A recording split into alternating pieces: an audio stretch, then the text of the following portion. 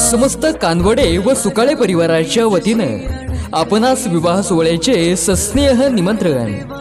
चिरंजीव योगेश कैलासवासी विठ्ठल सखाराम पाटील कानवडे यांचे नातू व सौभाग्यवती हिराबाई व श्री विलास विठ्ठल पाटील कानवडे राहणार निमगाव पागा तालुका संगमनेर जिल्हा अहमदनगर यांचे चिरंजीव व चिरंजीवी सौभाग्य सकल कांक्षिणी हर्षदा गंभारेकर व कैलासवासी मिलिंद पाटील सुकाळे राहणार ठाणे यांची कन्या यांचा हळदी समारंभ गुरुवार दिनांक 16 मे 2024 रोजी सायंकाळी 6 वाजता विवाहस्थळी करण्याचे योजिले आहे.